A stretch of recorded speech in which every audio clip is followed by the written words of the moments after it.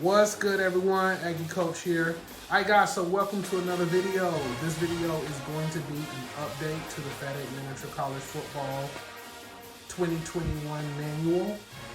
I'm currently working on the 2025 manual. This is just going to be a rules update since the NCAA have made some rules changes and we try to stick with those standards.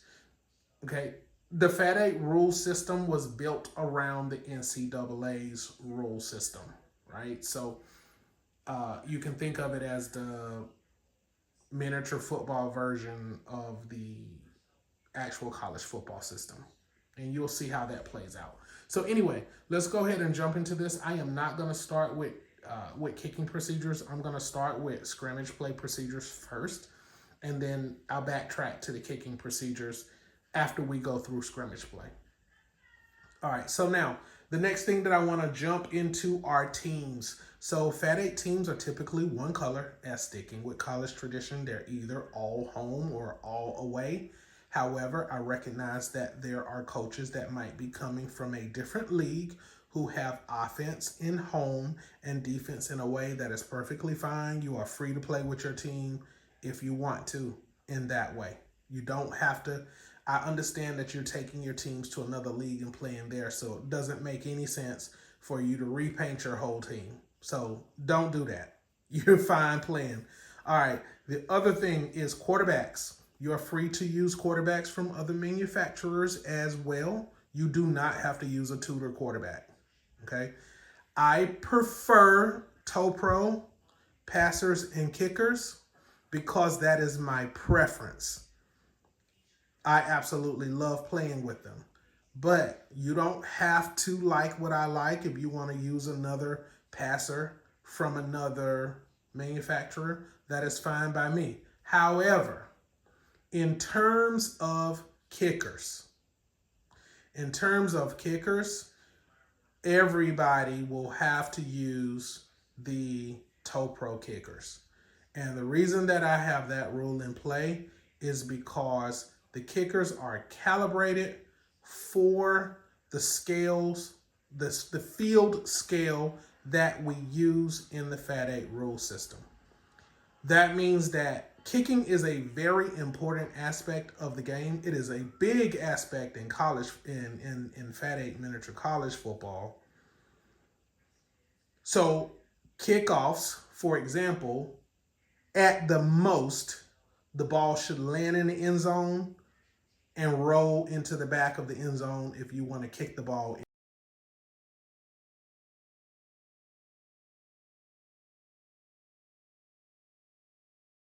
It should not go off the board.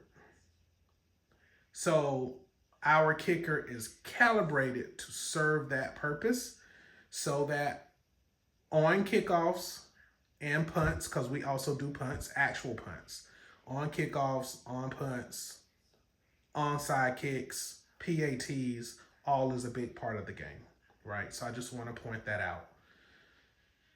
If you don't have a toe pro kicker, then I will work with Coach K to make that happen. So that's not a problem. All right, now let's go ahead and go forward with our scrimmage play. Oh, that's right. One other thing, quarterbacks. So as you can see here, this is my toe pro passer. And as you can see, he is the same size as a player on the field.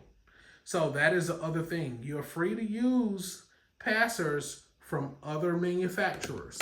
However, you need to make sure that they are not on a platform that is larger than a standard base. So your passer should be roughly the same height as any standard player on your team. He should not be standing on two stacked bases or a platform that looks like two stacked bases, right, in height. So outside of that, you're good. You're free to play however you like, with whatever passers you like, just as so long as they are on a standard base. All right, let's move forward. The next thing we get into is the offensive line and spacing, right? So your offensive lineman, I'm going to move around so you guys can kind of see. Your offensive lineman spacing should be a half base width. Okay, so should be a half base width. So let's swing around so you can actually see how I have this spacing set up. Okay, so you see here, offensive line spacing. Okay, so on the right side of the field, you guys know this already, but you have 2, 4, 6, and 8. And on the left side of the field, you have 1, 3, 5, 7, right? So those are the holes on the right side of the field. So it is very important that you keep that in mind, spacing. Also, when a run play, or any play where the ball is downed outside of the hash, the ball is spotted on that hash. If it's downed somewhere in between the hash, the center is spotted at exactly where the player was down inside of the hash. And the same thing is the case on the left side of the field. That is how it is played. That is how the FAT8 system is played. Okay, so outside of that, those basic mechanics, we can go ahead now and jump into the scrimmage procedures. All right, guys, so let's go through scrimmage play. So I want to make sure that you understand the procedures for scrimmage play, because it can get complicated. So first, let's start with stationary bases, felts, or freeze frames. Any number of players in the secondary, including the middle linebacker, defensively can be on a freeze frame. So if I wanted to, for example, before the snap, I could do something like this. I could have that middle linebacker also on a freeze frame if I wanted to. So I could have any number of my secondary guys on freeze frames before the play starts. However, after the snap, all players have to come off the freeze frames. Now, the same thing is the case offensively as well, right? So that's not just for the defense. That is also for the offense. The offense is allowed to have any number of its backs. The quarterback has one exception to this rule, which I'll share.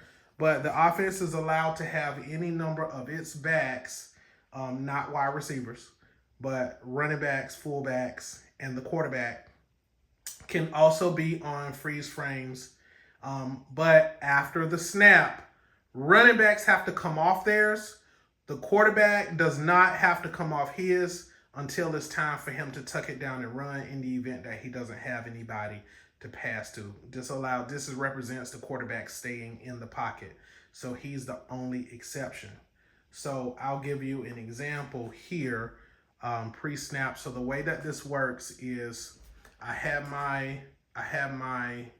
get my 40 seconds, right? And let's say I had 10 seconds left. So it took me 30 seconds to set up. I have 10 seconds left on the offensive side, right? Now the defense has to react to what it is seeing simultaneously, right? Everything has to happen within those 40 seconds, right? So the defense is not going to get any extra time after the 40 seconds, because then that's more than the play clock. That then is 50 seconds instead of 40 seconds. So everything has to happen within the time of the play clock. So the defense is reading and reacting to what they are seeing within that time. So if the offense has 10 seconds left, as it is doing its audibles, simultaneously, the defense is also responding to what it is seeing. So I'll give you an example. So if I had 10 seconds left, it took me 30 seconds to set up. I have 10 seconds left. And let's say I decided that I want to do an audible. So in this case, I got trips to the top of the screen. If I decided that I wanted to do an audible, I got 10 seconds, 9, 8, 7, 6, 5, 4, 3, 2, 1, hands. Okay, so I could do something like that, right? Now, at the same time that I would have been doing that, the defense would have been reacting to what they're seeing, okay? The quarterback dropped back into the shotgun, so the defense would have been reacting to what they're seeing. So I might have done something like this defensively. I might have moved him over here, okay, in those 10 seconds. So as you were doing that 10-second count, right, I might have done something like that. And let's say I dropped this guy over to the center and brought this guy up, okay? So I could do something like that. Now we're all set and we're ready for the first part, which is called the snap, okay? So this is where we put the ball in play. Once we put the ball in play, that is when all of the pivots happen. Prior to that, all players come up to the line facing the line of scrimmage. So now we're ready to do the snap. So you do that really quickly. This snaps the ball to the quarterback. All right, ball is now in play. Now, offense, you have 6 seconds to make a decision. So in this case, you are now going to say whether you are running the ball or whether you are passing the ball or whether you are doing play action, right? I'll give an example. So because the ball has been snapped, the running back has to come off his freeze frame. So in this case, if you are using one, everybody don't have to use one. If you're using one, the running back will come off his. So first, let's do the count. So I would say 6, 5, 4, 3, 2, 1. In that case, during that 6-second count time, that is when you, the coach with the ball, will say pass or run. Okay, so let's say in this case I said pass. All right, so that was my 6 seconds. He will come off. Now, offense, you have 10 seconds to do your pivots. So in this case, you can see that they're not engaged. So let's say I will go 10, 9, 8, 7, 6, 5, 4, 3, 2, 1, hands, right? Those are my pivots. Now, at the same time, the defense would be responding to what they are seeing, okay? So, defense is not allowed to hold at the line. Cornerbacks are not allowed to hold at the line. They have to turn and run. So I will get my 10, 9, 8, 7, 6, 5, 4, 3, 2, 1, hands. Now, these guys back here would also have had to come off of their freeze frames. So you can see how challenging this would be, because the first thing that I needed to do was I needed to go, okay, he's going to come off. He's going to cover here. He's going to come off, right? He's going to cover here. He's going to come off, and he's going to drop back, or he's going to go get the back out the backfield. They will have to come off. So all of that would have had to happen inside of those 10 seconds, you know, when you're in the game. So it's high pressure, right? All right. Now, that was the first read and react. So now you go ahead and run your routes. All right, there's my routes. Now, quarterback, since you said pass, you pick your receiver, you got 20 seconds, and then you throw the ball, okay? So in this case, I didn't see what happened, but looks like we got a receiver open. So I would have my 20 seconds here. So I would start my 20-second count, and then I would throw my pass, complete it across the middle, and then you would turn him upfield and have him run for the touchdown. And that's how a pass play would have worked. Now, let's look at a run play.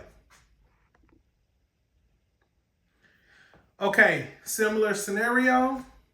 That time it took me 27 seconds to set up. That leaves me 13 seconds, right? So let's say this time, I'm just letting y'all know that I'm gonna do a run play, but let's say this time, after I did a setup, I decided that I was gonna do an audible and then I was gonna do a motion, right?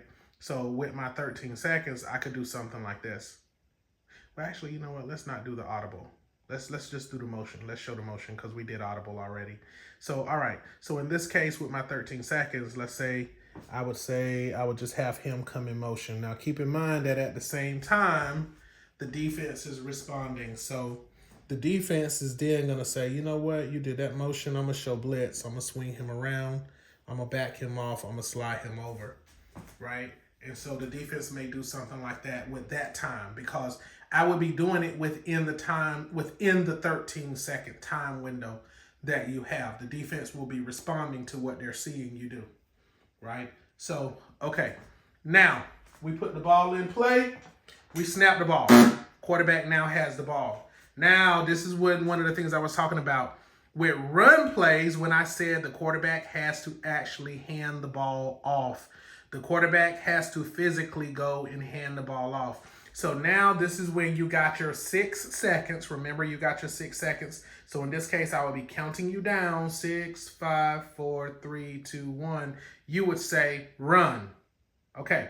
Now, when you say run, then I'm going to now start your 10-second count, right? So 10, 9, 8, 7, 6, 5, 4, 3, 2, 1, hands. That's your 10-second count. Now, during that 10-second count, the defense, I would be going 10, 9, 8, 7, 6, 5, 4, 3, 2, 1. That's my hands. All right, so now you're going to hand the ball off. So remember, this is read and react 1. So now you're going to hand the ball off. You're going to touch it. There's your handoff. See that? There's your handoff. Now, this just happens very fast. So as soon as you do your handoff, then I'm going to count you down. 6, 5. You're going to just pivot him so that he doesn't interfere with the play. 4, 3, 2, 1. That is it, right? So in that 6-second count that you had right there for a run play, once he does the handoff in that 6-second count, in that time, you are going to pivot your quarterback to not interfere with the runner, right? And then you can pivot the runner one time, and then I get to pivot one guy on that side. So in this case, you pivot the runner like this, right? That would have been in your 6-second count. Sorry. That would have been in your 6-second count, right? And then I get to pivot one guy. So let's say I'm going to pivot this guy like this. All right. Now we run the play. Okay. And he goes out of bounds.